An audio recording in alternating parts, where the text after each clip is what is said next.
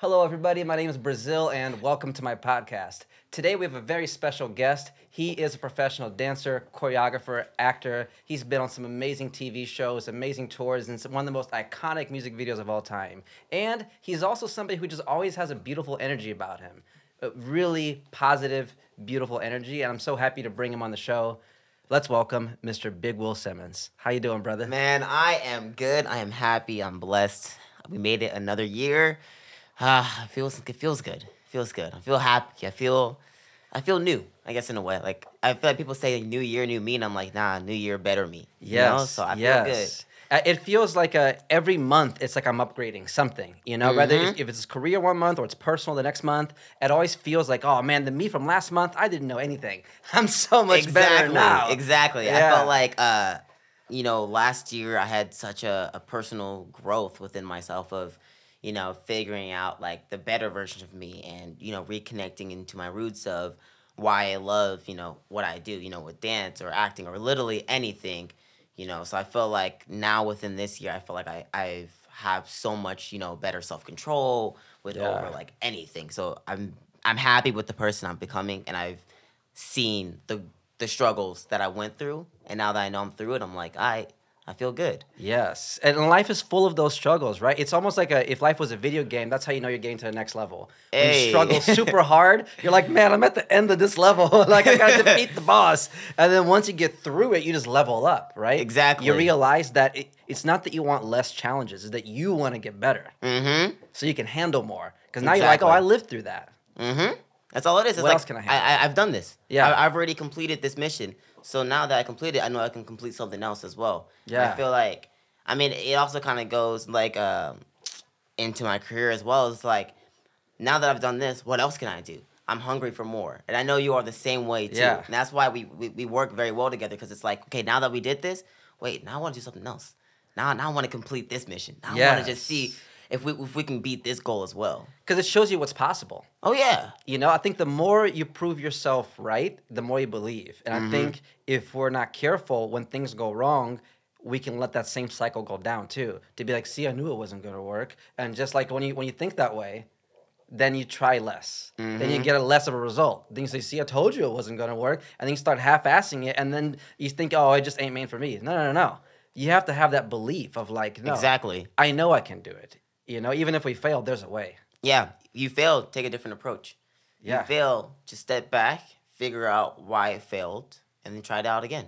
Exactly.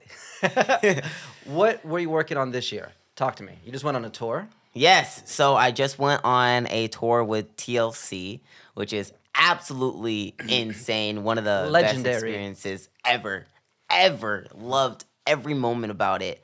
I've always been a fan of their music. I've been dancing to them since I was like 13. So Really? Yeah, so I'm cultured. I know their music. Especially with Waterfalls. That was the jam back in the day. Little Will with like the big Will hat on and all that stuff was dancing to TLC. So when I got the call from Nappy Tab saying, "Hey, would you want to be a dancer for TLC?" I was like, "Oh, like that? All right." So I said yes right away. We went on tour for about a little bit over 2 months, and How was it the first day you met them? first day we met them, it's funny. So we have Chili and you have T-Boss, right? So Chili is like our mama. We call her Mama Chili. Okay. T-Boss is Auntie T, right? Okay. Auntie T-Boss and all that. So Chili is a very, very, faith, very sweet woman, very just like elegant, but she got a little bit of sass in her and Yeah. all that. But I absolutely loved, working with her. But then when it came to T-Boss, she brings the humor into it. She brings all the fire. She'll be like, nah, y'all ain't doing that groove right. Let's fix that groove. Right. So I feel like having both of them within the room and in your corner as like your mentors, it really makes you have to like level up and, get everything together. Because in reality, you can, Get fired. get fired. So Just because you got the job doesn't mean you're going to keep the job. Exactly. You have to show up even harder after you get the job. Exactly. To keep it. After you get the job, you have to show them why I'm here. Right. Because in reality, they had this audition that was, I want to say, probably like 300-400 people within the audition. Now that they did the cuts, they're like, okay, great. Now that you guys can dance, but can you guys do our grooves? Oh, so they were at the audition. They were actually watching it through video. Okay, so got it. they watch all the video submissions and then they go, okay, great, we like this person, and this person. Now that we're here, now you guys have to fix your grooves. You guys Right. have the choreography. You guys have the style of you can be you and you could be a clean dancer and know when to go in and out of that moment. But can you get our iconic grooves? Because if you're gonna be on stage with us, you can't do this groove wrong. You know what I Especially mean? TLC. Like back in the day, it was less about the crazy choreography. It was definitely more about the feel. Mm-hmm. It's all about a feeling, and I feel like that's the one thing that I fell in love with dance again was that, well, first of all, with the pandemic, you can't perform live Right. in front of people. Right. So to see a live audience and interacting with them at the same time, it's like I can just be doing the grooves and I'm just instantly smiling. Like I can instantly think about it and I have like the ultimate bliss right there. Yeah. Do you remember specifically the first time you shook hands with them and met? Like, what was that moment? I was nervous. We met Chili first, and then T came a couple days later. But with Chili, it was definitely one of those moments because Anthony Kin is our choreographer, and he's very laid back, very fun guy, especially Right. when everybody in the room is on top of it. But when Chili came in, like it definitely got like cold in the room. Like everybody knew, like okay, this is like She was the gonna moment. bring that standard up. I'm like, yo, Exactly. crack. Yeah. Like, don't mess up. Here we go. Make sure you guys got your grooves on. And she was like, guys, don't worry. Like, we're gonna be a family now at this point. There was moments where we didn't even eat for a second. Right. Catering was late for our lunch. And she goes, you know what? My food's here. Everybody grab a plate. She was sharing her food with everybody. And like that's how I knew I was like, I'm gonna be in good hands with TLC. That's good leadership. Mm-hmm. Yeah. When people are really pompous when they're at the top, like it throws off the whole vibe. You know what I mean? Exactly. Just because you're a star doesn't mean you gotta act like an asshole. Exactly. Like, as a matter of fact, when you're the star, you really have more of a responsibility to be nice because you got all these people here supporting you, right? The entire crew is here to make them look good. So the fact that they appreciate you guys for that and don't seem like they take you for granted, Oh, exactly. Like I said, they were making sure that we were okay. She was like, I'm not eating without you guys. Yeah. There's no way that I'm gonna sit here and eat in front of y'all and say, oh, this is just my food. right? So that's when I was like, okay, I'm gonna be in good hands. I'm Yeah. gonna be okay. I'm gonna have a good team. Especially with all of the dancers. Was this shout your out- first tour? This is my second tour. Okay. Or yeah, I would say it's like my second like official tour. So with all the dancers, instantly right away I felt a connection with every single person. I already knew Jaden, so that was cool. But Yeah. seeing Kira, Yeah, right. Kira Lee, Kira's shout out in to there. her, shout out to Devin, Day, and Rahima. But we instantly got a bond within the first 2 days of Yeah. rehearsal. That's always good too.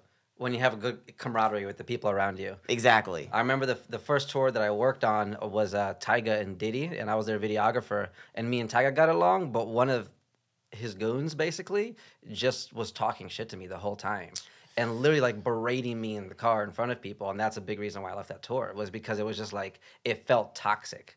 Like what I got along with the artist, but then like their best friend was just like being me. You know what I mean? Not to call anybody out or anything. It's fine. We've made up since then, but it's just because you're working for a celebrity doesn't mean you got to let them treat you any kind of way. Exactly. You also got to have the standards to say, hey, because I was talking about this with Taja on the last podcast, right? About how not every artist treats dancers with the same standards. Yep. Have you had any, I'm not going to ask you to say any names, but have you had experiences where you felt that they didn't treat you right? I've had experiences with artists. I've had experiences with choreographers just not treating me right, or not even maybe say treating me right, but treating the people around me right. Because my relationship with somebody could be good, but I see them treat somebody else really poorly, and I don't like that. So Yeah. I always like to, not in a way like disrespect them, but just be like, hey, like we're here for you. We're here to make your choreography look better, or we're here to make your vision in your music video look better. So the least you can do is just be kind. Yeah. That's it. So I've definitely had experiences like that where I sit there and I go home and I'm like, at the time I was younger, but going home with my mom and I was like, I just don't get it. Right. This person doesn't even talk to us. They're so rude to us. They act like we're not even like worthless, just like treating us like trash. Yeah. But then when it comes down to the video, you see all the comments like, wow, these dancers are amazing. And it's like, it's sad to see it. It's sad. I never want to work with them again. Who has been some of the people that have treated you the best? Some of the people that have treated me the absolute best, I want to say number one is like Nappy Taps. Yeah. Nappy Taps have always been the people that have treated me the best, and in a way of they believe in me. You know, I feel like there was not a lot of people that trusted my vision when it comes to choreography when I first started really trying to get out there in the industry as well. And they were one of the first people to say, "Hey, we're gonna give you a shot," or "Hey, Will, what do you think about this?" And I absolutely love And that. taking your opinion seriously, not just sunning you because you're like young. Exactly, not just being like, "Oh, okay, like what do you think?" and then they just kind of like laugh at it. You know, they're like, "Oh, I don't really think he has good ideas," but like, "Oh, if it's a great idea, it works. If it's not a great idea, it's fine." Yeah. Another person that I want to say absolutely just treated me amazing. I just got off a set with him is Paul Becker. Yeah, who's that? Paul Becker is a choreographer that's done multiple projects, but he does a lot of like musicals and TV shows. Nice. But Paul Becker and Tori Carl, I just recently did a country musical that should be coming out hopefully Really? this year. Hopefully this Like a year. movie? Yes, another country movie. musical? I know. What? Country was not something I was expecting. Were you line dancing in it? A little bit, just a little bit. Yeah. But I got brought in for the choreography department and the skeleton crew. Okay. Which means like, you know, I'm doing all of the dancing, but whenever they need help for their movement, when it comes to choreography, they would ask me or ask some of the other people who are part of my team. Got it. It was nice for them to be like, you know, Will, what do you think? Yeah. Instead of like waiting for me to say something, which made me feel valued, made me feel seen in the room. Was there a moment in your career where you felt that people weren't taking advantage of you and then something changed? I mean, sorry, when they weren't taking you seriously as a choreographer, but then they did? I think Was there a 100%. switch? I think there 100% was a switch. There was a moment where I feel like I was trying to teach at studios, and nobody was really kind of taking me seriously back then. And I understand, you know, looking at my choreography now versus back then, it was very unpolished. Right. But at the same time, how are you gonna have somebody make it polished if you don't give them that experience? Right. If you don't give them at least a shot, they need a shot to really make something out of it. Yeah. So I think the one thing that really gave me a shot was teaching at a studio, and I taught In My Bed by Chris Brown. And it was one of the first things I was like in an LA, you know, studio and all that stuff. And it was really cool. But the thing that made it really huge was Chris Brown reposted my video. Wow. And How did tagged that me in feel? it. Absolutely unreal. You know, I've seen Chris Brown repost dancers, and I can say this for every choreographer. There's a difference when it's like, yeah, they were posting my dance video, but they were posting my choreography. Yeah. They were posted me. Your creation. Like, that creation is me. Yes. They were posted me. They were posted what I envisioned in the music is what they loved about it. And they loved it so much that he had the audacity to not just, because mind you, to repost something, it takes a time. You know? Yeah. You gotta go in the app. You gotta go to the app download store. it, You yeah, gotta yeah, download it, copy the link, and then now you gotta post it on your page. Like, he took all that time to post it. And I feel like that was the moment everybody kind of was like, oh, wow. Like, Will can really choreograph. I feel like that was the moment where people kind of, in a way, woke up. It was like an external validation, like a cosign. Mm-hmm. Because Chris Brown's also known for being a fantastic dancer. as well. Exactly.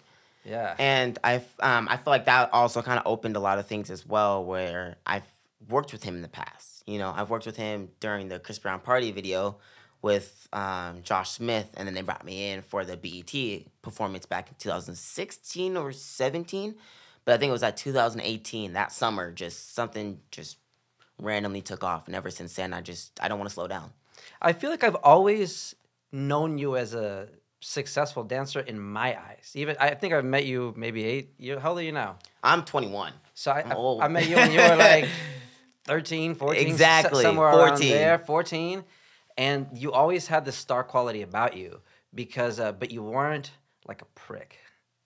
Some people had the star quality, but they were very standoffish. Mm-hmm. You had a star quality and you were very easygoing. Like, I was like, oh, that kid's going to make it. Because I know that people are going to enjoy working with you. Thank you, man. You Thank know, you. It's not just about the talent. Thank you. I mean, it's first of all, it's because of my parents. You know, it's the way they raised you, the way they raised me. I mean, I feel like the way that they raised me was to always treat everybody with kindness, because you never know where that can lead you. And even if it doesn't lead you anywhere, I'm still gonna treat you with the same respect. Not just doing it in case they like, invest in you later. It's like just because. Just because, like, you know, the person that does the catering, the person that does, like, even the janitor, I'm treating them the same respect the way I treat the director, the way I treat, because even the lighting crew, you know, the audio team, everybody's doing their part to make one successful film, one successful music video, one successful TV show. So we're all a team at the end of the day. Yeah. What's the reason to treat somebody really poorly? And that reason is like, It doesn't make sense. It So doesn't. I feel like I've always kind of grew up to, say hi to everybody in the room, keep my chin up, make sure I always smile. And if I see somebody kind of struggling, I always help them. If I see Yeah. somebody new welcomed, I'm always like the first person to be like, hey, I'm Will. This is what the team is. This is what's happening. I'm going to help you. Don't worry. I got it. Yeah, man. Set the example for the next generation. Exactly. Yeah, we can do things with a lot more positivity and I guess a sense of love in general. You know what I mean? Being loving towards people, like being welcoming. Like you don't lose anything by helping somebody. Exactly. And I feel like a lot of people don't realize that for some people, dance is an escape. Yeah. I felt like I was kind of going through my own personal things within my with my parents, with my father. Going to the hospital multiple times, and it's a hard subject to touch on. But he's been going kind of more recently, and you don't realize that like me going to dance or me going to work on a certain job is the release, is the thing that makes me say like I can forget about it for a second just to smile. So to see somebody else smile back at me in rehearsal, it's absolutely one of the best feelings in the world. Yeah, they say, emotion is created by motion, right? And that a lot of times if we're feeling sad, we really do like shake it off. That's like a real thing. Like you really do sometimes need to. I've had that happen actually, where when my girlfriend and I, if we're having like a day where we're just being really like cranky towards each other, we'll stop and say, let's just start the day over. And we'll just like shake like Just this. shake it We'll off. just shake, and then be like, good morning, and then just start That's the all day you over need. at like 2 p.m. You really that movement. It literally releases endorphins and the dopamine and everything. That like all the good chemicals actually come from movement. Exactly. Yeah. I mean, I do the same thing where I'm like, okay, me and my girlfriend were like a little bit of argument. I'm like, all right, hold up. Put this song on. Just grab her by the hand. I'm like, let's just start dancing. Just in the middle of our Yes. living room, just kind of start dancing, just kind of see where it goes. And it just makes you feel so much better. It does. I wonder how many people out there are working like office jobs and they're depressed, and what they're really doing is not moving. Maybe they just need to stretch, get a massage, go work out, go run, and go dance. It's like literally they're just standing still like this all day, feeling depressed because they're not using their body. Yeah. It's a crucial part. What got you into dancing? What got me into dancing was actually my sister. Sorry, I have the little puppy in my face. The dog in the studio. Yeah, the dog is studio. Shout out to the dogs in the world. What actually got me into dancing was my sister. She's 5 years older than me. Her name's Christina, and she was born with a club foot. So when they did surgery on her What's foot, a club foot? club foot is like when people when they say like, oh, like you have your foot sickled. Now think of it born sickled, and it's like broken in a way. So like you have one foot here and you have one foot that's like snaps like back. It's really gross. Yeah. So she was born that way. Yeah. So she was really born that way. So they did surgery on her right away, and then they said the way to like kind of help fix would actually be ballet classes, because it's the way you have to use your ankles, use your toes. Right, all that you have to conditioning point and of conditioning. the- yeah. Exactly. So for years, she started doing ballet and jazz and all of that. I come out, 5 years later, and then another 5 years go by, and I'm watching her on stage, and my grandma looks at me and goes, "He's dancing. He clearly has some type of movement." Yeah. Went to my mom and goes, "You need to go put him in class." I tried out the jazz, I tried out the ballet, and it was cool and all. I was the only male Yeah. that was in ballet, and remind you, I respect all. For sure. Everybody, all genders and everything that do any style. I think it's amazing. But it was something that I just didn't fully love yet. And then it was a hip hop studio that opened up right next to me. And I was the age, I want to say maybe 7 or 8. Tried hip hop for the first time. Absolutely loved it. And I've been with it ever since. Wow.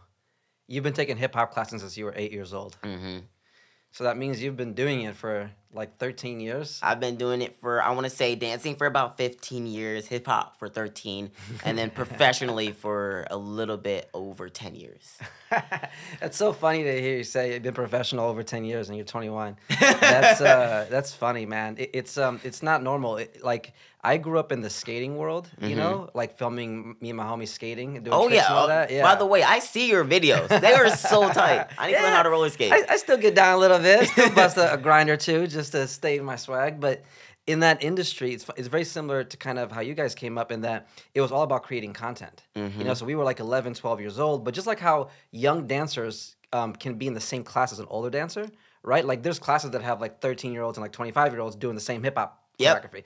Not always the best age appropriate songs, but whatever, right? Yeah. Even from like a contemporary class, right? If you're at a certain talent level, you can hang with people at a different age, right? So when I was like 12 years old, I got to hang out with all the 18, 20-year-olds because we were all skating at the same level. And they had cameras, and they were making T-shirts, and they were traveling, and they were sponsored. So I was like, oh yeah, that's what life's about. Of course. Like I wasn't hanging out with the other 12-year-olds. Exactly. You know, I was hanging out with the older kids that were like doing stuff. So to me, that just sounded so natural. I was like, yeah, I've been making videos since I was like 10, you know, before YouTube. And I think a lot of careers do require you to go to school, right? Mm-hmm. But the creative world, You don't need that. you need to learn stuff, but you can learn stuff in all kinds of ways. You don't need a degree in dance Exactly. or in film for that matter. You know, I like that these industries allow people to just flourish at a younger age. You know what I mean? Like you have a 10-year career Exactly. and you're 21. That's amazing. I know it's been a long journey. You know, looking back at it every now and then, I like to look at like my resume and I'm like, wow, that I did that. And I did that one too. You ever just forget the stuff you do and then look at your resume and be like, oh shit, I did do all that. All the time. I mean, I feel like that's like the most like frequent question someone asks me and I always like freeze up about. They're like, oh, like what jobs have you done? Say, I forget. I'm like, I don't know, I name one or two and then I totally forget. Yeah, I'm like, okay, I got like at least 3 in the bank. And Yeah. after that, I'm like, I don't know. Until they mention it and then I go, oh yeah, I worked with this artist. Or, Yeah. oh yeah, I did this one too. And they're like, all right, so you want to say something else? It's funny because we're always so focused on moving on to the next one. On the projects, it's like it's unless you're on tour, they're not long-term security projects. A music video, couple days of prepping, you shoot for a day, then you're done. Exactly. You know, so these things just kind of come and go, and you're constantly hunting for new jobs. What was your first professional job? My first When you knew it wasn't going to be a hobby anymore, you're like, you know what, this is real now. I'm getting paid. Well, remind you, I'm like what, like 10 years old, so I don't really know about like the money system and all that stuff behind it. Only thing I'm thinking about is, wow, I got money to buy video games, you know. So I'm like, okay, if I do this job, I can buy the newest like Smash Brothers, you know. But my very first professional job was working on Ellen DeGeneres with Miranda Cosgrove. Really? It was my very first thing, you know. Second audition, actually. First audition, I didn't book it. And, you know, people were like, oh, like, that's normal. Yeah. Second audition, I ended up booking it. And I was the only kid that booked it from the audition. That's amazing. I worked with Sophia Lucia, Lil Demon, and there's one other B-boy as well that was absolutely phenomenal. And we ended up working on that set. And ever since then, you know, I went back to school and I was like, guys, I worked on Ellen. And all the kids are like, what's Ellen? And then the teachers are like, wait. I'm sorry, you dance?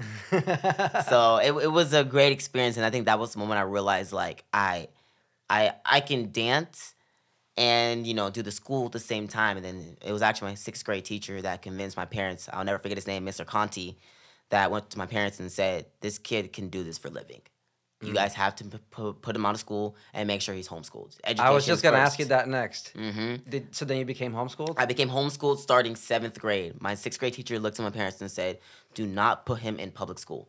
Put him in a homeschool so he can do it at home and he can focus on his career. And ever since then, that's what really helped me take off. It makes a big difference. A huge difference. I was editing since I was 10.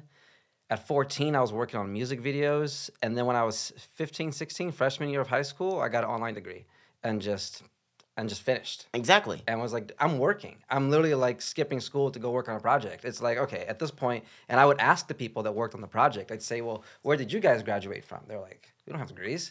And I'm like, but you're shooting a commercial. They're like, yeah, I know. We just know what we're doing. Exactly. And if you know what you do in the creative world, that's all that matters. As a matter of fact, if somebody just says they have a degree, I kind of don't even trust it. I'm like, You just a degree? You degree? sure? What have you worked on? Like, do you have any experience? Do you Right. have anything that, like, you can back it up on? Yeah. And I feel like, you know, even like you said, as dancers, we don't really have a degree when we're starting off as kids. There is no, like, oh, I went to dance school and I became a master degree in dance at the age of 13 to do a music video. Right. It's like you just have experience and we just go for it. Yeah. So, I mean, I do respect a lot of people that do have the degree in dance, but I feel like It's not bad to it's have not it, it's not a bad thing at all. but it's not required. Not at all. Yeah. It's not required. I'm very pro education. If somebody wants to go to film school, that's great. I couldn't afford it. I wanted to go to like Full Sail or something. It would have been nice to go to learn the stuff formally. I'm not knocking it, but I don't want people to think that they can't succeed unless they have a degree. It's like no. And I In the will art say, world, yeah, exactly. And the thing is that there's so many other realms and routes to learn from. I mean, think about it. especially now with YouTube. We have YouTube. YouTube is literally the thing I would learn the most from when it comes to editing videos on Premiere Pro. The amount of times I was like, I don't even know how to work this thing. Yeah. YouTube. I figured that out in about 5-10 minutes and I'm good. Yeah. And now you can edit your own videos. Exactly. That's all I need. I'm like, okay, great. I can edit my own videos now. Oh, I need to learn how to mix a song. I don't know how to do all that. YouTube. Boom. Now I know how to mix music. Yeah, it's not amazing. I've seen people that have like built houses from just watching YouTube videos. Exactly. Like, okay, this is how you lay the foundation. This is how you do this, and it's just, I think we have so much access that we take it for granted. It's too good that it's like the Cheesecake Factory menu. It's like too many options. Cheesecake really does have a lot of, I'm sorry, can we talk about that? Cheesecake has really a lot of things on their menu. How do they have Mexican food and sushi and pizza? But I love it so much because it's the one place that it's like, hey, what do you guys want to eat? I don't know. I want Mexican food. I want sushi. I want this. Cheesecake. We're going to go to Cheesecake. Their Baja tacos are good. That's what I get. The chicken Baja tacos with rice and beans and some French fries extra crispy on the side with like a water and lemon. That to me, or maybe wine if I'm feeling it, but like, rice, beans, and chicken. I'm Brazilian, so that's like our thing. Like, I could eat that every day. How are you with food? Food, it's not that bad. It's, I am allergic to nuts. All nuts. So I feel like a lot of people make food with nuts, and I can't eat it. Like, I just found out, what was it? I think it's Indonesian food or something like that. I can't have. Oh, it's Thai food. Thai food. I cannot have anything in Thai food. We went to my first Thai restaurant last year. Yeah. Everything on the menu was nuts, almonds, peanuts, like everything. I can't eat Thai food because I'll have a complete allergic reaction. My throat will swell up, and then I'll have to get an EpiPen, and that's not fun for anybody. Wow. What if somebody has nuts near you? Like if I was eating almonds right here. I'll be fine. Okay. I'll be fine. Aren't there people that are like that though? If it's even close to them, is that real? People with nuts close to them, and then they just smell it and go crazy? Well, it's different for most people. It's different for a lot of people. I have friends that are only allergic to peanuts. I have friends that aren't allergic to peanuts but are allergic to almonds and walnuts. I'm allergic to I'm allergic to all the kind of nuts. But then I also can eat peanut oil. I have friends that can't have peanut oil, but they can eat the regular nut itself. Right. So I feel like it kind of just depends on what it is. I've actually had my last allergic reaction was before my very first class at Snow Globe. It was, the pandemic happened and classes finally opened back up, and I was doing a photo shoot with one of my friends, and I was like, yo, let's go to like this donut shop, like it's right here. Let's get a quick donut right before we go to the next location to shoot. Right. And then after that, like I'll leave. I have a few hours to rest, and then I'm going to go straight to class to teach. And he was like, okay, great. We get these donuts, and I'm like, oh, like, what are vegan donuts? He goes, oh, no, like, don't worry about it. Like, they're just donuts that are healthy. Great. I'll eat donuts that are healthy. Make me feel good. I didn't know vegan donuts is everything is nut-based when you're vegan. Did you know that? Exactly. Ain't nobody say it on the sign. So I had a whole batch of vegan donuts by myself, and it completely broke out my face, and I got rushed to the hospital, like ER, everything. Like you were like Will Smith and Hutch, right? Oh, where you got completely all, swollen. My right eye was shut. My throat was just like completely shut. It was probably thought you were horrible. Fetty Wap when you came in there. Oh yeah, they looked at me and they go, "Oh, please sit down. Get to sign some paperwork." I finally get there, took 3 shots, completely knocked me out for an hour. I woke up, instantly started crying, and I was like, I'm about to miss my class because I have to teach. Do you have to carry around a thing like? I have one on the side of my car door, and then I have one in my backpack at all times. Was it an EpiPen? Mm-hmm. What is in an EpiPen? What does it actually do? I think it's some type of like antidote and like an adrenaline, so you don't really feel it as much. But does it stop the reaction? Does it like fix it or stop you from feeling the pain of it? It fixes it, but it's only like a temporary shot. If that makes sense. So if you still got to go to the hospital. You still got to go to the hospital, but it helps so it slows down the reaction depending on how bad it is. So you don't die on the way to the hospital. Mm-hmm. Wow. That's serious. How did you find out you were allergic? My grandma.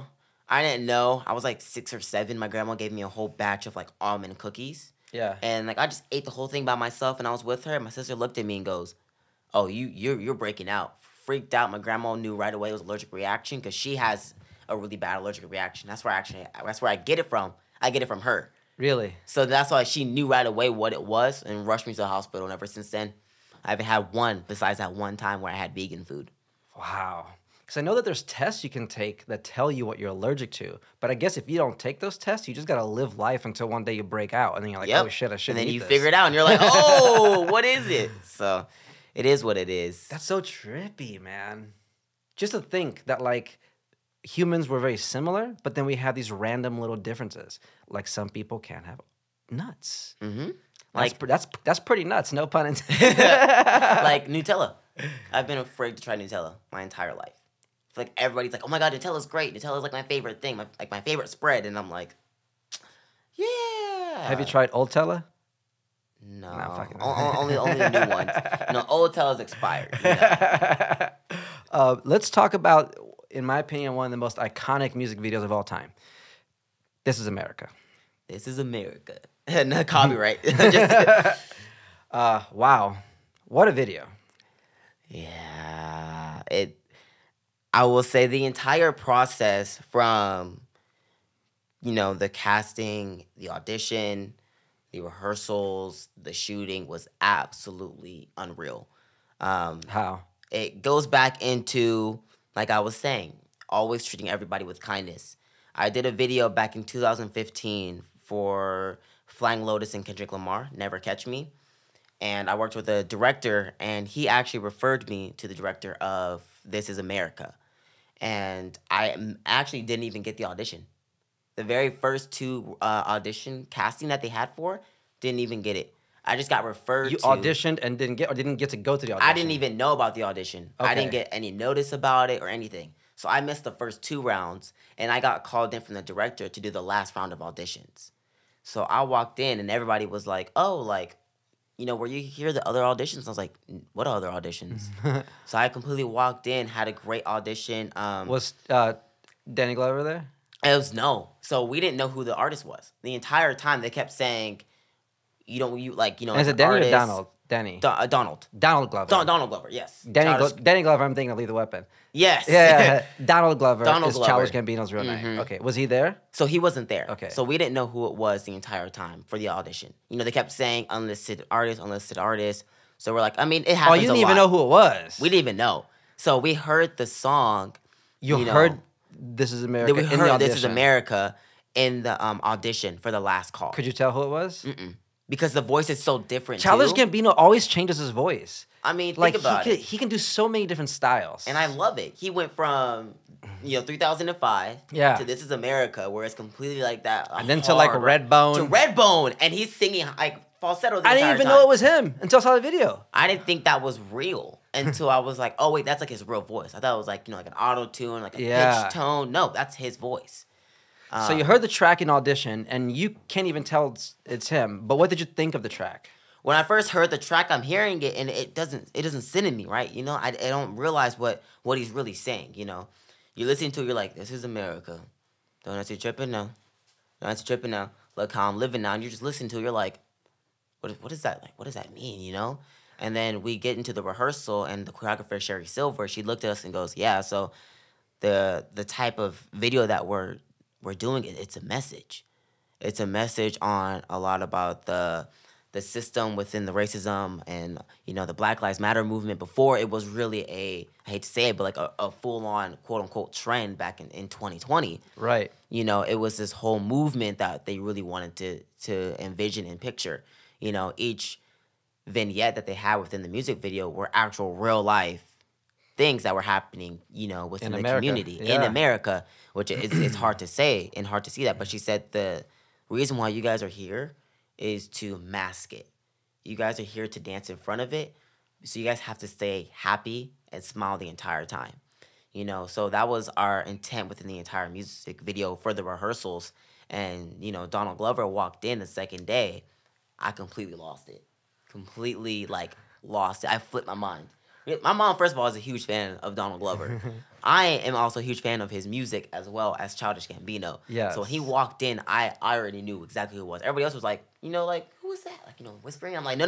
Like, that's Childish Gambino. Like, 3005 Gambino. Like, Slash Atlanta. Like, Atlanta. Slash community. Like, this man, like, is everything. And I was like, I know exactly who this is. I've been watching his interviews. I've been idolizing him. And I thought it was crazy when I walked in. He was like, did you guys know it was my voice? I was like, no. I couldn't tell. But he was such a sweet, humble guy. But we get to the set and, was it a one-day shoot? It was a one-day shoot. Completely one day. And it was a very, was there very a location long day. rehearsal? We rehearsed somewhere in Beverly Hills. I think it was like 33rd Street or something. So the like that. first time you practiced it at the location was the day of the shoot. The day of the shoot, they just walked in and said, "Here we go. This is the choreography, and I want you guys to keep traveling this way, and I want you guys to, remember your blocking to go from point A, change your point of view to point B, and then keep it going. Because if you guys have seen the video, it's a lot of one takes. Yes. So you can't just like mess up and then be like, oh, it's fine. Like I love that about it. I love that they're long holding shots. Oh, I love it. Because that's more cinematic perfection. That's like really, because if you do too many cuts, it's you're making up for imperfections. Exactly. When you hold a shot, it's really intentful. Anything can happen. Yeah. And that's the one thing we loved about it. So I didn't even know what was going on in the video until it came out. I didn't know. Oh, because it was literally behind you. It's behind me. So remind you, if you're the camera, I'm looking dead at you, dancing and all this stuff. I'm like, hey, okay, whatever, going into it. And then I look at the video and I'm like, there's a man falling off from the 3rd floor. There's a horse literally riding around in the back. There's people like on fire. Cars are moving around. We've had fake guns and fake props on the set. And I didn't know any of this until like we got to that, until we watched it. And it's so great. When was the first see time it. you saw it? Did you see it before it came out? I didn't see it before it came out. I saw it the day it came out. And it was great because a lot of people messaged me and they were like, is that you? Is that you in that video? And I was like, yeah, that's me. And I was a part of a YouTube company called Fine Brothers, which is like the React channel. And they brought me in. I do a lot of reaction videos with them. But they brought me in and they were like, we want you to kind of talk about, the video and all this stuff. Like, we didn't even know that was you in it. And it was crazy to see the amount of impact that the video had on people. It's nice to have my own perspective about it, which, was absolutely unreal and crazy how true all of the pictures are. When it came to, for example, shooting at the church. We thought that was absolutely insane, having the riot gears and having the smoke. And then next thing you notice, there's a shot where, the man falls from the ceiling, right? Camera's here. Then the camera goes up. While the camera goes up, we have a blind spot. So we're running around, but you have kids and everybody on their phones recording it because that's a signal of everybody's just looking at it through a phone. There's so much killing, so much hashtags for all of these names that are happening. And we only get to know because it's all on the phone. So that was that moment, and then it comes right back into us where we're dancing, having a good time, doing like, TikToks, whatever. But in the background, there's a horse running. And that juxtaposition is crazy. Just to be like, hey, I'm over here, I'm having fun. But back there, it's almost like saying, don't worry about the problems we have in America. Just check out the show. Just look at this. Just look at the front of it. America is amazing. America is beautiful. Which, don't get me wrong, it's still one of the best places to live because there are other hard places to live at.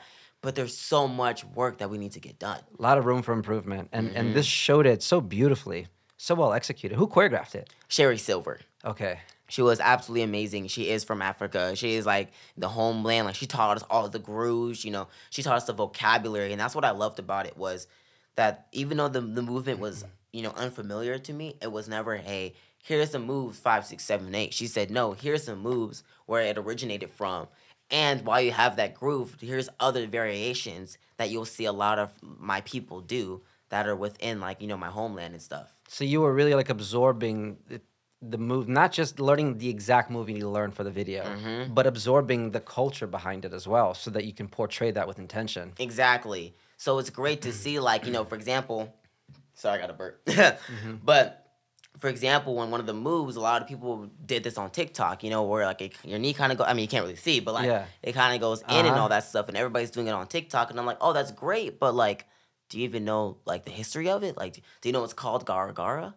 Oh, what is it called? Gara, Gara. Gara Gara. Yeah, Gwara. GW. Oh, Gara.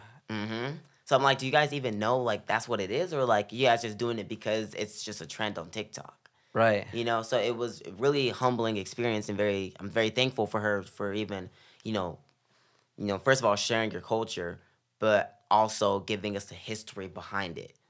So then that we can educate people that don't know about it, and then that gets passed on. Absolutely. How has your experience been being Black in America? Your personal experience. Personal experience, I felt like there's a lot of ups and downs. I've been pulled over once when I first started driving, and like I still have PTSD from that moment. Getting pulled over into like a dark alley, and I don't really know what's going on. I'm, freaking out in my head. My heart's bumping, and the guy's like, "Hey, you're just going like a little bit too fast. You're going like 76. Just slow down." And he was like, "Why are you up so late?" And I'm like, "I'm just getting out of rehearsal. Like, I'm just trying to go home. I know it's 1:00 in the morning, but like, as dancers, that's what happens. Especially when you work with older people. Yeah. You get home late." And it's my first time driving alone, and ever since then, for like a year and a half, any type of sirens that I would see, I instantly would freeze up. I feel like, especially with social media too, it also kind of doesn't help in a way, because you see somebody, like for example, right, Pop Smoke was someone that I looked up to. I'm just as old as him, and he died younger than me. Same with Ahmed Aubrey is another person as well, where you see them and it's like that could have been me. They just sentenced the killers to life. They just sentenced him for life. How do you feel about that? It's sad to say that it happened 2 years after the death. Like, I'm happy that it happened, but it's heartbreaking to see that, like, if the video hadn't leaked, they would have gotten away. The video never happened, they could have easily got away with it. They could have easily been like, another person found dead. Right. And it's crazy to see that there's so many, sightings of lynching now. There's so many sightings of all of these killings, and it's heartbreaking, and it's like, am I next? Am I safe? Is it something like can they get away with it? Even if I die and they get caught, is it something that like, hey, like, even though that you died and they completely got caught on camera, are they gonna get the right justice? Are they gonna have the right, lawyers gonna, give them justice and really say, hey, what you did was wrong and you took this person's life. This person that, could have meant to so many people is now completely gone. Right. So it's hard, to see it. Do you have you felt any racial tension amongst people your age? Within my age, I see it a lot, especially within growing up in the industry. Really? I feel like there was a lot of times, I feel like I'm in the beginning of my dancing in the industry, especially in hip hop. There's a lot of, talks about the N-word, right? Mm. And the first time I've ever really heard the N-word, like really heard it, was from, two kids I was in rehearsal with who aren't even Black.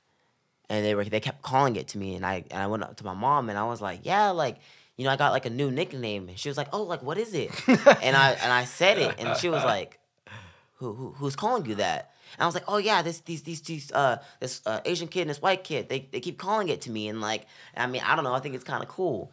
And she went up to them and went to the dance program and like shut the whole thing down. Wow. So I definitely did experience a lot of that, especially when it comes to, being. Did you think those kids were being racist or were programmed to say racist things because it was considered okay?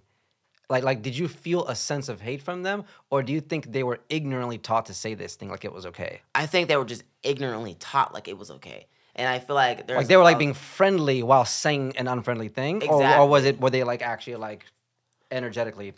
I don't know. It didn't feel energetic, like positive, like welcoming in a way, because it was only me. I was the only Black kid in the studio, so it was like I would see it being not used to anybody else, but to me it was. It's not like they were calling their other Asian friend that same word too. It would only be to me, and I was like, oh, okay, that must be like my nickname, So I went to my mom, and I finally told her, and she was like, that's wrong. Like, don't have kids say that around you. Don't have How old kids were say it at all. And I was like 12. And I still remember this. It's crazy how, like, that little, like, core memory is still stuck with me to this day. You know, I've been called multiple racial slurs over the social media, especially being, you know, an influencer. We put our life out on the world, you know, Yeah. to an open pedestal where anybody can view, anybody can see, and that's, you know, the great power about social media. But it's also the hard part about it as well is when you get a viral video or something that's getting a lot of views, you get a lot of people that don't know who you are, a lot of people that don't want to support you just because of the color of your skin. You know, I've been called like the worst things of all time, and it's like I just have to shake it off and just say I'm praying for you. You know, it's hard. That it's sad that it's still going on, but I think that perspective that you have, to me, seems to be the appropriate one because it really does feel like it's a sickness. Have you heard of a story of a guy named Daryl Davis? Mm-mm. He has an amazing podcast on Joe Rogan. He did an interview there. He's this black like jazz musician, big guy, older, probably in his 60s now. And what he's famous for is converting people out of the KKK. Mm. And he has a crazy story about it, about how he would go, he was on tour playing jazz music, and he played at this one bar that had a lot of KKK Klans members there. And one of them came up to him and said, I didn't know black people could play music like that. And he was like, what are you talking about? We invented this. And the guy didn't believe him. And he ended up having this whole conversation with him and like teaching him about jazz and befriended him. And then over months, eventually the guy left and gave him his robe. And he was like, well, this is interesting. And then he started going on a journey of trying to understand why these people hate him. And it's just an interesting story because he's collected like 300 robes, Mm-hmm. you know? And what he would say is that most of the time, the people that he met just seemed like they were brainwashed. It seemed like they were in a shitty situation, Mm-hmm. right? Like they were in some town that had no jobs, no opportunities, and then the Klan comes in and says, hey, the reason you don't have that is because of the black people and the Mexicans and the Jews, Yep. and that's why you don't have a job. Come be a part of us, and we'll take care of you. And they're like, oh, okay, I guess. And then they just kind of get into it, and they get roped into it. And it's like this old mentality that comes from a scarcity mindset. Think about that, of how threatened do you have to feel to think that everybody of a different skin color is going to take something away from you? Exactly. And I think it's absolutely insane on like that's people's perspectives. Instead of saying like, you know, hey, like let me wake up and let me do what's right. Like let me work on myself. Let me apply for this job and just keep trying until I get one. You're gonna blame somebody else because of the way they look. Or, you know, you may have one incident and now think everybody is the worst. Yeah. You know? There's the same mindset about immigrants, Mm-hmm. too. People thinking that immigrants are taking all the jobs. It's like, first of all, America's built on immigrants. Well, yeah, let's really If you're not Native American, we're all immigrants, Exactly. right? And it's the corporations that are hiring them.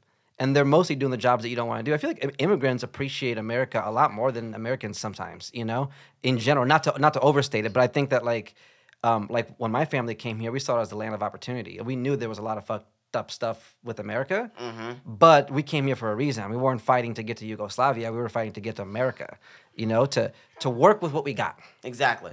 you know. And I really like that the artistic industry, although that's also not perfect and has all kinds of things that, you know, the entertainment industry has all kinds of room for improvement. A lot. So much Which we are shakiness. going in the right direction. I Yes. feel like it's been some time, but I feel like a lot of people are speaking out, and we are thankfully slowly going in the right direction that it needs to be. But there's so much more, and it can be so much better. Yeah, I agree completely. There's a lot of room for improvement.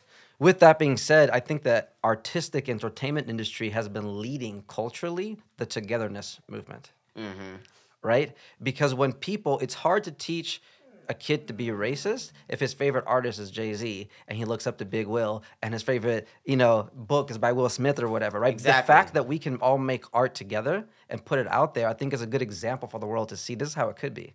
If you look at a dance class, for the most part, right, it's a big mix of people.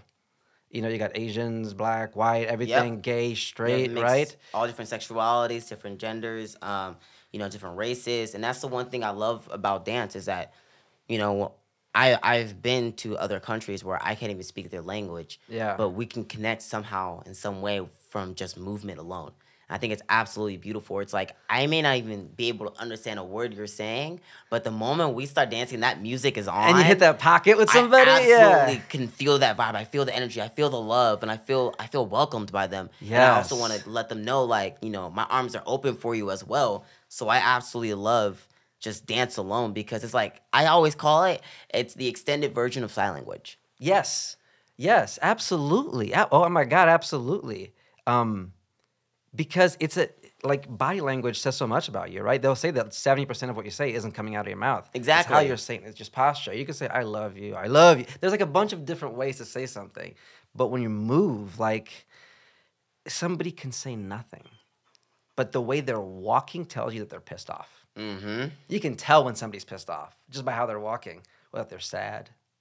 Or when somebody's super happy. You ever just walk into a room without saying anything and somebody's like, something good happened to you, didn't you? Like what happened? What's going on? You just got this you won like the lottery. bounce. What happened? Man, so much of how we feel is connected with our bodies, right? Sometimes we feel good and then we move good, and other times we move good and then we feel good, right? Yeah. Like there's days where I feel cranky and then I go out for a run or I go exercise and I feel way better afterwards. When you get that energy out, when you get that sweat. What do you do to keep your mind sharp? Keep my mind sharp, like keep it like focused. Or just like, do you do yoga? Do you meditate? Or are you just like... Honestly, it's funny because I feel like everybody has different things. I got into, watching a lot of anime when I was around the age of like 14, 15. And that was the one thing that always kind of stuck with me. It was like, whenever I was like sad, I would watch anime. Whenever I'm happy, I would watch anime. And it's like something that like you just get kind of, I guess in a way, get connected with. Yes, it's an art that you connect with. Mm-hmm. So I've always loved anime, and I always loved reasons why I loved anime. I loved the culture about it. I love the storytelling. I love the fact that like, the animation style and how it's always improving from the, season 1 to season 8. My sister's so into animation. She's always showing me like these groundbreaking shows and like how much they affect cinema. Like a lot of movies, action movies, take from anime. Oh, big time. The Matrix, so many of them. Big time. I feel like a lot of things happening in the anime world first, and then it happens within the cinematic universe, or maybe it could be vice versa. We're always learning and being inspired and kind of taking and evolving from so many different parts of the world. What's your favorite anime? Favorite anime at the moment. Top 3 favorite animes is like Dragon Ball, Bleach, and probably like Attack on Titan, Critical No Basketball. I can just go on a list about it all. I absolutely love animes. You can tell like I'm like even like lighting up about it. But yeah, I feel like I've always kind of had it stuck with me, and I feel like in a way, video games as well has always been a really nice stress relief. Yeah. It was the one thing that made me kind of feel like a kid again when I was, not in school. I never really had the prom experience. Me neither. I felt like I missed out on a lot of my childhood. Yeah. But I don't mind it. Yeah. Then again, it's like, yeah, I missed out on it, but like I was on stage. Yeah, it's almost like the industry is the new high school. Oh, exactly. Almost. Like, you know what I mean? Like there's like the cool kids and the different cliques and everything. It's like I feel like I'm getting that experience or the college experience amongst the entertainment industry. And like my favorite thing about it is like, yeah, I missed out on prom, but like I'm also shooting a show where the scenery is prom. Yeah. So I get to dress up in my suit and like, fake ask out a girl, be like, hey, would you be my prom date for like this scene, and like let's just dance together in the background. Right. So I feel like I did, have those moments. But video games was always a thing where it was like a nice stress relief. I can invite people over, and it was always. You still play a lot? Oh. What do you play now? Definitely. Anything Nintendo, first of all. Yeah? Anything Nintendo. Mario Party, great game. Wii Bowling. I'm old school sometimes. I like Wii Bowling because I was just playing Guitar Hero. I love Guitar Hero. That's a fun game. But I love playing Mario Kart. Mario Kart's the one game I put money on the line. I only started playing that like a year ago. I used to play Crash Team Racing, but then I realized that it's just a copy of Mario Kart. Mm-hmm. The buttons do the same thing basically. Exactly. And I was like, oh, okay, that's a fun game. If you ever want to, all right. If you ever want to try, all right. I have a good list of a lot of people that are like, okay, we'll kick my butt. We'll definitely like destroy me. Oh, I'm up for a game of Mario Kart. Oh, I'm always down. But yeah, I would say it was definitely nice to see me really get into it. I think recently I've been getting into a lot of stunts and like tricking, finding love into doing tricks again and trying new things. Like parkour stuff, or more like gymnastics? Almost, I want to say it's a mixture of, because I have a lot of gymnastics background, but it is a lot of the parkour aspect.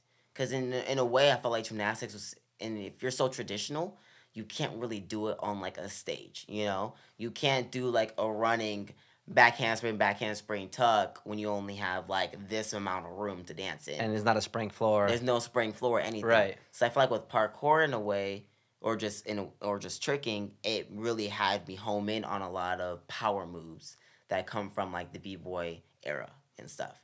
So for example, like a Webster's B-twist. I just learned a side flip, just trying it out. Side flip is the one flipping almost like a cartwheel with no hands. Like almost like a front flip, but to the side. But to the side, yeah. Have you ever gone to Tempest? The free running park? No. Yeah, they have these parks that are made for you to do parkour and free running, where they have the foam pits and a bunch of different walls, and a lot of them have this like foam on it, to where like if you fall, you won't get hurt. It's like a whole place to practice that. I've only went there once, but it was really fun. I definitely have to check it out, because I like trying tricks on the ground, because it's like the moment you mess up once, you ain't gonna want to mess up again. So you're gonna fix whatever you messed up right away. We have that same mentality in skating, because even till now, it's not cool to wear helmets or elbow pads or anything. I know moms are gonna be like, ah, but like it was for that same idea. It's because when you wear, at least when you were like taking skating seriously, if you're just some kid at a park, for the first time, please, helmet, wear everything. Yes. But to the kids that were like trying to do this for real, other than maybe shin guards, if we wore too much protection, it gives you too much room for error. It's like no. Get the trick right. Yeah. Because then it makes it a must. Then your focus goes up a lot more. But I get it that you should be safe. And I have friends that used to not wear helmets, and now they do, because there are people that have gotten hurt. I'm not saying don't wear helmets. I'm saying it's interesting that the mindset was the same. When you remove the safety. Like, no pads on the floor. I was like, let's just try it. Yeah. It makes it a must. It changes the way you look at it for sure. I mean, literally, I was working on a tuck, just a normal back tuck for, I want to say, maybe a little bit over a year, and gymnastics spring floor. Just trying it multiple times, and I took a break or whatever, and then they were like, hey, in the dance studio, let's just all try tucks. And I was like, y'all crazy. Like, y'all want me to try it right now? They're like, yeah, just try it. And I was like, okay, bet. I used to have it. Tried it the first time, completely landed on my hands. And I was like, all right, it hurt, but I'll do it again. I'll make it work. Now, I have it perfectly. So it's like, it is nice to see that it works in so many different ways of like, being an athlete. Like you said, being a roller skating. Yeah. Just taking off those, elbow pads and stuff. It makes you say, okay, I hurt my elbow. I'm never going to do that again. Yeah. I'm getting it right next time. Yeah. It's funny. There was a summer where I could do backflips really well. I was on vacation with my family in Florida, and I was backflipping into the pool, and I got it good. Got it so good to where I could have like the little donut floaty, and I could backflip to sit. Oh, backflip okay. to go in it. And then after that summer, I got scared of them, and I haven't done one since. Every time I go to backflip, it ends up being in like a misty. Like I turn. I like turn and then like front flip over it. Yeah. It's like you have to really have full commitment to look back and tuck. Like you can't like look back and hesitate. Well, yeah. Think about it. That goes for anything. The moment you try something and you go, oh, maybe I should have to do it, you're gonna fail. Whatever you give it, whatever you do, you got to give it your all. Yeah, So, it's actually more likely to fail if you half try it. You have to go full out. You have to go for it.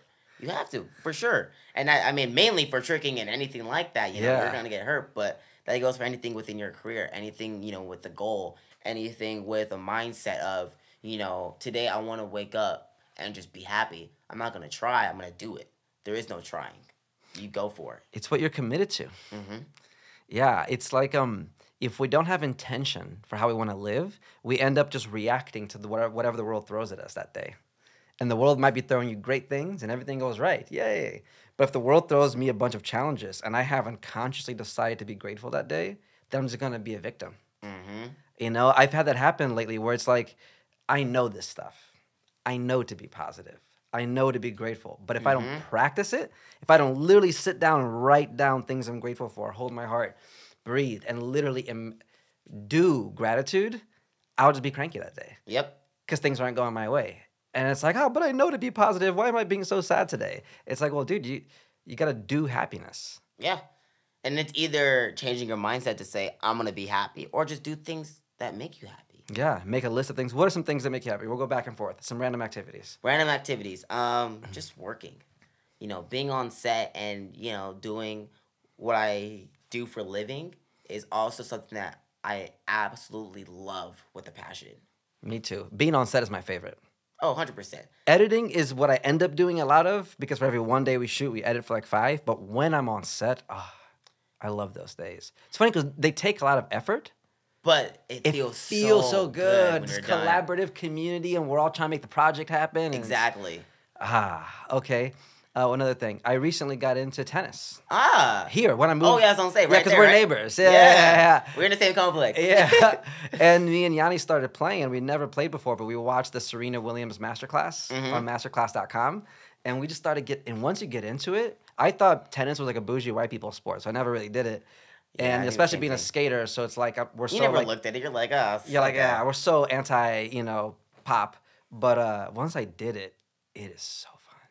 Just whoosh, whoosh, Basic. whoosh, whoosh, being able to go full out but not hurt yourself. Yeah. Like it's fun. Making sure like you're playing with like a safe distance in a way, you know? Yeah. I think if we're going to go into that kind of realm, I got really into bowling. Yeah. I've always loved to bowl, but like to really Oh, get we're gonna have a into it, bowling night. I love bowling. I absolutely love it. I got to the point where I'm thinking about buying my own bowling ball. Okay. I'm really about to do it. We're gonna do a double date one of these days, and we're gonna go bowling because I love it. It used to be my favorite thing to do pastime because there was a alley in Chicago that on Tuesday had $1 a game, Oh, y'all had to set up. bro. $1 a game, and I was freelancing. Oh, I you would were playing for it. I would go there by myself sometimes, just bring my laptop, Mhm. like at like 2 p.m. and just throw down $20 and just have a lane for the whole night. Maybe invite some friends. I'll throw some balls, send some emails, and I would just Yep. hang there, You just play take your at the time. arcade, eat, and it would become like my little makeshift office. Like, Dude, I love, man. I grew up right next to an AMF, which is like or is it AMF or AMV? It's a bowling company, whatever. okay, But I grew up, being right next to one, and my cousins, we always loved to bowl when we were younger. We would always go on like a Thursday where it was like a $5 per game. We'd be there for at least maybe an hour, 2 hours, and we'd just bowl like once a week. Yeah. So I think being older now, everyone's like, what should we do? I'm like, let's go bowling. yeah. I think it's a great thing to do, some friendly competition and have a great time. If you want to go to the bar, grab some food, grab a drink.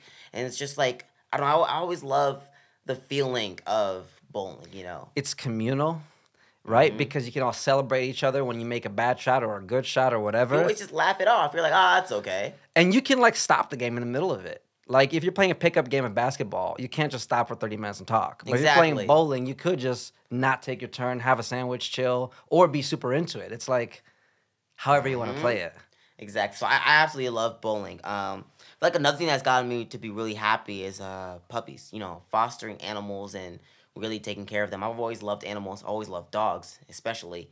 So Yeah, you were showing us earlier when you came here. So tell us, what has that journey been with fostering? So it started last year. My girlfriend randomly was like, "Hey, like, I want a puppy," and I was like, "Hey, like, we can't get a puppy. Like, that's a little risky."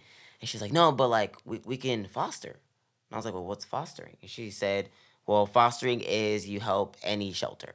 So when shelters say, hey, we have too many animals within, the cages and all that stuff, or we're saving animals from Mexico and we bring them out to LA before they get, adopted, we need a place for them to stay because our places are too small." For example, a lot of foster companies, it's actually not like they don't have a house, like a huge facility for it. It's really just their house, and they're opening up their house and their home. Some people have apartments and they have like 8 dogs roaming around in their apartment. Wow, I had no idea. It's a whole like other world that like you don't even think about, which is why I always love to adopt and not shop, and that's really where it came from. So we ended up working with this first foster, and we got 2 little puppies. They were a Chihuahua wiener dogs. Their names was Franz and Heinz, and we instantly felt attached to them. And the funny thing is, when they first gave it to us, they were like, "Okay, you guys are just fostering, right?" We were like, "Yeah, just foster. Like, we don't have time right now to get another puppy. You know, Right. I didn't even know I was gonna go on like the tour of the TLC, so I'm happy. And you know, I didn't do it, but they were like, "Okay, just don't be a foster failure." It's like, what's a foster failure? I'm like, we're like, the dog die? Like, what does that mean? Like, that's kind of like, that's a little Right, right. dark. They're like, no. A foster failure means that you will foster and then you're going to say, actually, I want to keep the puppy because I love him so much. And the first two, that was like, okay, it was hard. You know, it was like, the moment they got adopted, you know, they come, the owners will come into the place, look at the dog, they say, wow, we love him. And they drop the money and they completely just take him and we'll never see him again. And it's hard. How long did you keep them before you didn't see them? Or I how long wanna did you say did you foster them for? I fostered the first one for 3 weeks, and then the other one was a little bit over 2 weeks. But the one that hurt the most, his name was Brody. And it hurt because I lost my childhood dog last year. And she was a German Shepherd. Had her for 13 years. Her name was Secret. Was absolutely my baby. And Sorry to hear that, man. yeah, it was definitely like a rough patch. I lost her around in February. But we ended up, getting reached out by this foster company, and they were like, "Hey, is there any way you can take this German Shepherd, 8-month-old puppy?" And he just came from Mexico. He's never had a home. He's never, had a family. We just need like someone to hold him for like, as long as he can until we get adopted. And at first, my girlfriend was like, "No, like we're not doing that. Like, we have a 1-bedroom apartment. German Shepherd would be too big in our place." And I looked at her and I was like, "Can you just do it for me?" And she knew right away. She was like, "This is like the perfect time that you just lost your dog and now you're about to save another one's life." And when we first got him, mind you, he came from Mexico.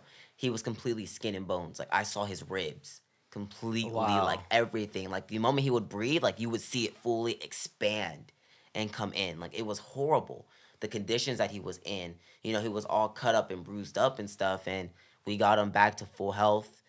We made sure to feed him and, really give him like chicken broth and all this type of medication and everything. And it really saved his life. And the moment his owner looked at him and was like, "Wow, like, you're my dog." Like, they instantly felt connected. I knew right away. I was like, you're taking him home. I don't care what you say. If you don't have the funds, I will easily help you and drop $200. Like, this is your dog. Yeah. And she ended up getting the dog, and I instantly just bawled after. Instantly bawled. I knew, like, I was like, it sucks because, like, I can't keep him, and I'm so attached to him, but he's in a better place now. That's beautiful, man. That's so beautiful that you did that. Thank you for doing that for a dog. Because, I mean, Brazzy is my first dog. He's the first one I've ever had. I got him, when he was like a puppy, basically, or my ex got him for me. And I never thought I would be so attached to an animal. He's like a son to me. He's like my spirit They're animal. kids. He's a kid. He has full emotions. Like, I used to think the cartoons were exaggerating when they would show dogs with emotions. Yep. And no, they know what's up. They know when you're angry. They know when you're happy. They hear the words. He'll be over there, and we'll just be talking, and I'll be like, "Should we take him out?" And he'll be like, "What?" Yep. What? Out. Yep. He's like Siri. And like they go they're right always away. listening. Yeah. But I mean, that's the one thing I love about especially fostering is we're their first home. We show them what love is.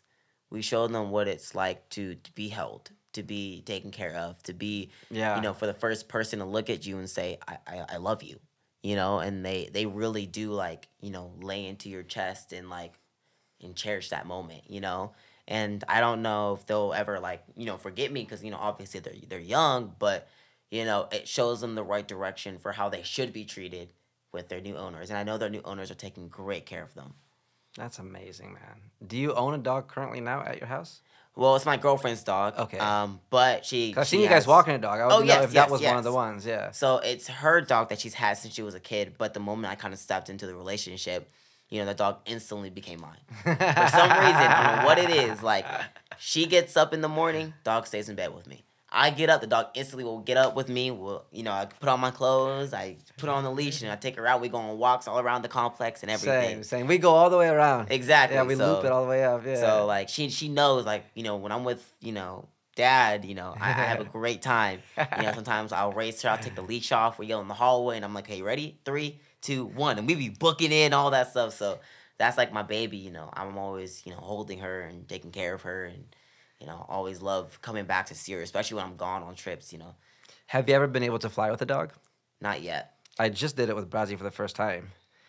How was that? Oh, it was actually the process was easier than I thought. I got a online degree, a certification where you pay, and they're not necessarily training him. You take online classes, like you, Yeah, and then they teach you how to be a good handler. So you get certified as a handler. I It love costs that. like $400 or whatever. And then I had to make sure. I mean, he's kind of trained, not fully trained, trained enough to sit in an airplane. Yeah. You know. So what I did was I just took him on like a 5-mile walk before we went to the airport. Oh, he was tired. He was huh? tired. He was like, That's He was like good. that, and everybody was like, "Oh, he's so well behaved." I'm like, "I know, right?" Yeah, I've actually never traveled with a dog, but we're thinking about getting like my own my own child. I want to get a boy dog. Thinking about getting either another Maltipoo because I love my girlfriend's breed dog, and they're just so smart. They're so caring, so friendly with everybody. But I'm also like, okay, I might want a Jindu. I Yeah. don't know what I want. I don't know if I want like a bulldog. Like there's so many other breeds that like I love, and that's why I love fostering too, because it's like I get all the breeds that I'm like I would love to try out, but I'm not gonna keep. Yeah, you get to You try know. them all out. Exactly. I'm like, I'm a little taste test there, a little taste test here, and I'm like, okay, I like this one. Want to hear a silly story? Yeah. So I thought, keep in mind, I'm an immigrant, so English is not my first language. Mm-hmm. Up until 2 years ago, I thought tiramisu was a dog breed Oh. because bull terrier and a Shih Tzu. Yeah. I literally taught. I never had tiramisu, so every time I would hear it, I would think, "Oh, they're talking about a dog." And literally, I was at dinner one day, and they were like, "Oh yeah, I'll have the tiramisu," and I was like, I Like, you literally what? thought they were like ordering a dog. Yeah. It gets like that. At least. the names are, they don't make a lot of sense. Like bull terrier, Yeah. a Shih Tzu. But it's just a lot of different breeds, I feel Right. like there's so many different breeds that people are just mixed breeding, and now they're like, okay, I'll just make up their own name. Like it's a Maltese and a poodle, and they breeded them. And they go Maltipoo. There we go. Yeah. Like it works. Yeah. Tiramisu. Tiramisu. Right? Yeah. It could be. So you kind of just sit there and you're like, yeah, that makes sense. So I absolutely love that. That's funny. I actually have a great story about I was in Japan, and remind you in like Japan they eat everything. They love eating food and all that stuff. That's why I thought people were ordering dogs. Exactly, and like they really do like eat everything. Like when they order chicken here, we only eat like the Chicken thigh, breast. the chicken breast. They're like no, like they eat the bone, they eat the eye, they eat like the beak, like they eat everything. And I sat there and like we're having this Korean barbecue. So remind you, I don't really speak the language, so they're just handing me meat and I just cook it, right? So I'm with some of the parents that I'm working with the kids, and they're all like looking at me and they're like, oh yeah, like try this. They don't speak like minor English because it's you're required to learn English for 3 years when you're out there. So they're like, yeah, try this, and I'm like, okay, great. I'm trying this. I'm like, yeah, it's cow, whatever, great. Cow tongue. I'm like, I eating it. I'm like, okay, it's pretty good, whatever. So then they give me this plate of meat, and they go, this one's really good for you. It makes you feel real strong. It's really healthy. It's really rich. It's really rare. And I'm like, all right, let me try it. I put it on a thing. I'm heating it up, cooking it, whatever. 'Cause I love Korean barbecues where you can cook it. I don't like it when it's already pre-made. If I'm going to a Korean barbecue, I want to be the chef. I want Right. to cook it my way. So I cook it, having a great time, do my thing. I'm like flipping it. I'm like, whatever. I take a bite. I eat it. I start chewing it. I'm like, this is pretty good. I'm liking it. I take another one. I'm like, what is it? Like, what's this meat? And they go, it's horse meat. Like, what do you mean it's horse meat? It's like, no, it's horse meat. It's really good for you. Finish it. You love it. And I was like, no. I'm about to throw up.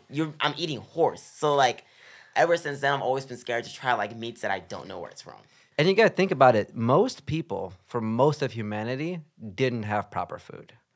Like us being overweight is like a super recent problem. Yeah. Mad recent. People starved to death for most of life. And people back in the day couldn't just get chicken breasts like that all the time. Exactly. We're eating, even if you're just like middle class in America, you're eating better than most kings and queens have ever eaten. Oh, you're not wrong. They didn't have smoothies. If they were somewhere hot, everything was hot. There's no fridge. They didn't have cold water, fam. Bro, if it's hot, you ain't got no ice cream. Like Yeah. that's so sad. I literally have ice cream in the fridge. I'm about to go eat after this. Like, how can you not have ice cream? It's depressing. Oh, the pleasures of life. Well, dude, I appreciate you coming out, man, and sharing the stories. I am so happy for you to see your success and to see you grow into a successful young man. You know? Thank you. And I it's crazy because I looked at my mom and I told her, I was like, Mom, I noticed a difference. And she's like, What do you mean? Like you can't just say like you notice a difference. Like notice a difference in what? And I was like, in the person I'm becoming. I noticed a difference of the way I started my mentality of last year into starting it this year, and to be thankful and to really be present within the moment whenever I'm on a job. Yes. You know, I'm not taking it for granted no more. I'm not taking it as in like what's the paycheck. You know, I'm taking it as an experience overall. And like, yeah, like the paycheck is gonna it's just gonna eventually, you know, upgrade over time. You know, but I was like, I'm really happy with my self discovery and where I'm at in life right now, because I know there's so much more room to grow. So I want to say thank you for I guess for noticing it. You know, I feel like as people we always, you know, need so much validation, and I got to the point in my life where I don't need the validation, but it's nice when someone that you really respect sees it. It's different. It is. It Thank is, you. man. Yeah, you give me hope for the next generation. Not that I ever lost it, but you're a hustler, you're creative, you're an influencer, and you have a good head on your shoulders. Rare. Thank you, man. Thank you. Rare combination. So I want to ask you to do something that I have a lot of my guests do. Close your eyes for a second. Take a deep breath. Okay. Okay.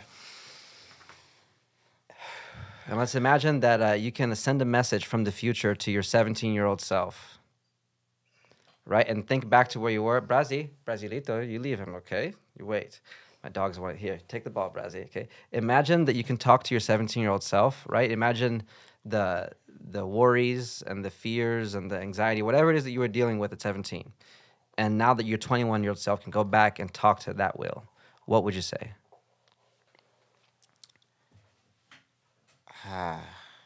This is hard. I think the main thing, especially at the age of 17, one thing I would say is you are enough.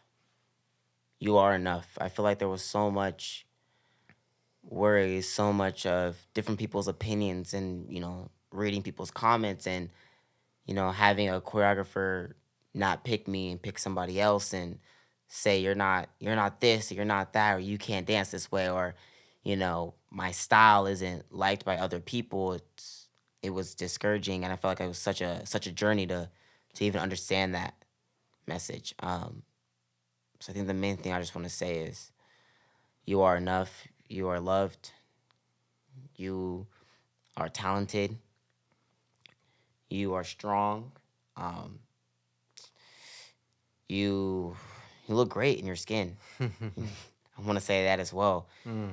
Felt like another thing was just so much of self doubt within the color of my skin, and you know, having that be looked down upon, and realizing that you know that really does take a toll in your life when other people are so negative towards about it. I'm saying also be kind to yourself.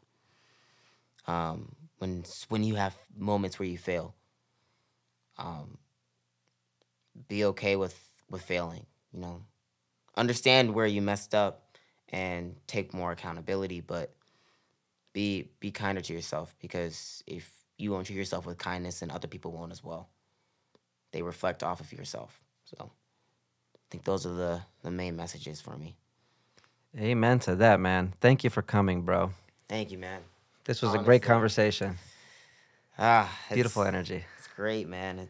Those are really nice words to say. Thank you. It's like I said, it's a long journey that, you know, I feel like at the age of 16, 17, I wanted to stop dance. I didn't want to be in the industry no more. I was going through so much self-hate, going through hate within the comment section, you know, always being judged, always being compared, you know, being left out by so many people who I thought were my friends in this industry, and just completely leaving me and starting so much rumors about me from the worst things possible, then I'm proud to still be here, to still progress within this industry, to still, in a way, be a light and just share love and to share people that what I've gone through, I feel like I've gone through it because someone else is going to go through it next, and I can't wait to help guide them into the best direction possible. Yes.